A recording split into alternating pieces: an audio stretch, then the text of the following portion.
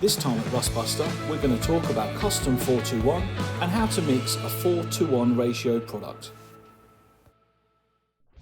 Hello everyone, welcome to Rustbuster. So we've decided to start doing our videos again. Unluckily, my dad's retired now, so I have to do the videos. So hopefully they're as good as the ones that he did in the past. And if you have any questions, please leave them in the comments below and we'll try and get them answered in some next videos. Please let us also know if there's anything that you'd like to see us produce, and we'll try and help you with that as well. We've got a list of things that we want to cover to try and help you with your projects at home and in the garages. But please, if there is anything specific, then let us know. So today, in this video, we're going to show you how to mix a 4:1 mix ratio product. So the product we have that is a 4:1 mix ratio is our Rustbuster Custom 4:1. Rustbuster Custom 4:1 is an epoxy primer. It's available in red and grey and in multiple pack sizes. Custom 4:1 is ideal for the DIY enthusiast, the car restorer, for garages, or for anybody who doesn't have an controlled environment in which they're painting in. And that's because Custom 4:1 is non-porous. It will not allow the transfer of moisture through the paint coating film to the metal, causing rust. Custom 4:1 can be left for long periods of time. After that period, when you're ready to top coat or fill, just abrade it lightly with a 320 wet and dry or on a DA, just to open the face of the epoxy slightly, just so that you can get a really good key. So Rustbuster Custom 4:1, as we said, has a mix ratio of 4 parts to 1 part. Now that means 4 parts of paint to 1 part of hardener. Now this is the Custom 4:1 in red, and in this 1.25mm pack, you'll receive 800 millilitres of the primer colour, in this case red, but it is also available in grey. 200 millilitres of the hardener. Now this hardener, unlike the Epoxy 1.2.1, which you may have used, is more like a resin, so it's more like an oil looking colour in there as opposed to a paint.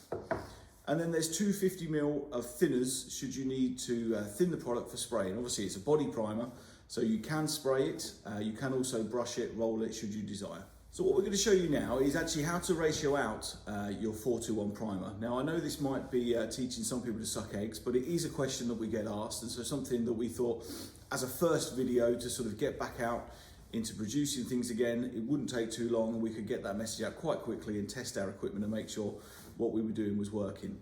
So what I've got is a mixing cup, 2 of our very limited edition yellow paint stirrers, and our Custom 4:1 and a handy can opener. And I'm going to go and get some gloves. So I've got some latex gloves, which I'll put on. I've also got some tissue just to wipe off any excess around the sides of the paint cans. So what we're going to do first is we're going to start on the component A, which is the paint, and that's the red in this case. So we'll just take the tin clips off for the travelling of the product. Open the lid.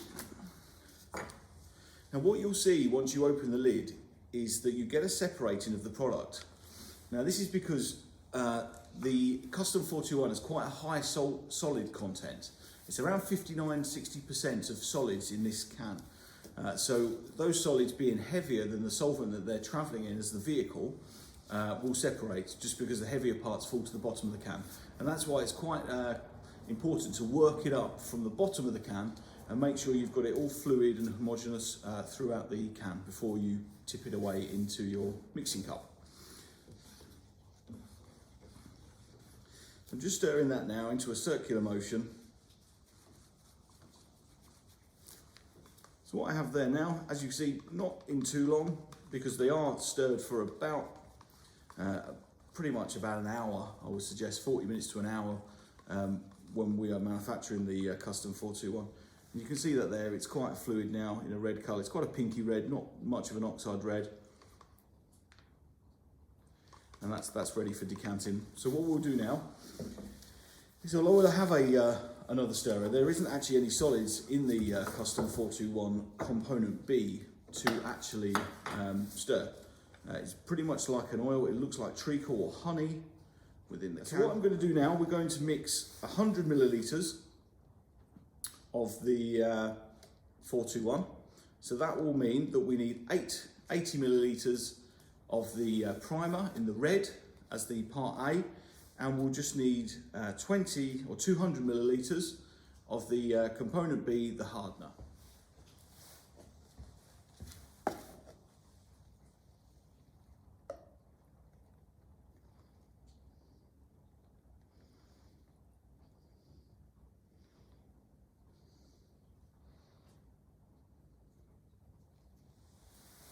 So although I said I'd put the component B in first, the actual 80 millilitres mixed ratio part of the cup need to be in the red. So I've had to put the red in first. So hopefully you'll be able to see the clear of the 421 component B going in.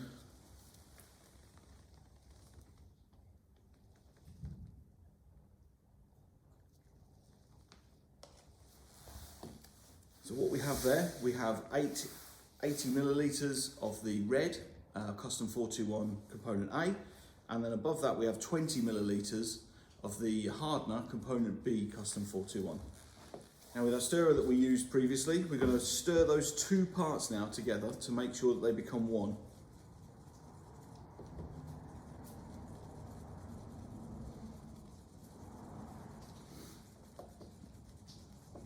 Now if you're brushing this, you may want to brush it unthinned. If you're rolling it, you may want to brush it unthinned. If you're spraying it, you can thin up to 20%. So in this case, if you were at 100 millilitres, you could thin to 120 millilitres. So we'll add in 20 ml of thinners. And once you mix that all together, what you have with 2-pack epoxies is an induction time, and that's just a start period for the interaction of both chemicals to start the initial bonding phase. With 2-pack epoxies, they cure and dry, so they dry initially by evaporation, the solvent is evaporated off, and then they cross-link. So they cross-link with the component A and the component B, will get harder and harder at molecular level, and that's why you're left with a very, very hard, non-porous surface that you can put onto your metal. And that's it, that's all that's required. So that would be usable now. What I would just do now is leave that before we would be brushing it on or putting it onto a panel, however we're applying it. Just making sure, again, as we've said, that initial reaction takes place, and that on this product is about 4 to 5 minutes. So if you're mixing the two products and you're using them on a very cold day, it's quite important to check the dew point, and that is the point at which the object that you're coating can start forming moisture and dampness, and that's something that obviously paint can't stick to. Also at this time of year, you need to be aware of when we have slightly warmer days and the temperature can quite sharply drop in the evenings, you can get a blooming as well. So on the red, you would see like a white haze across it, and the same with the grey, just a light white haze. But again, it is just aesthetics. It's not actually going to harm the coating. It's just where the temperature's dropped drastically during its initial curing phase. But with some light wet and dry, you'll remove that anyway. So at the point when you are top coating, you'll have no problems at all. Okay, so that's our custom 421. What I'm going to do is brush a small amount out onto this panel that I have behind me. Now what I'm not going to do is I'm not going to prepare this panel, because we're going to run some adhesion tests in the next video, and I want you to be able to see that when you coat over dirty, greasy panels, the effects that you can have. It's not a miracle, it does require really good preparation to have a good key and a good bond to the surface that you're putting it onto. So I'll go ahead and do that now, and we'll see you next time. If you like this video, please subscribe and leave any comments that you would. You know, we aim to sort of try and put out a few videos now in the next coming months. And again, as we said earlier, if there's anything that you'd like to see or any questions that you have and that we can try and produce on a small video, then please let us know. Stay safe, everyone. We'll see you soon. Bye-bye.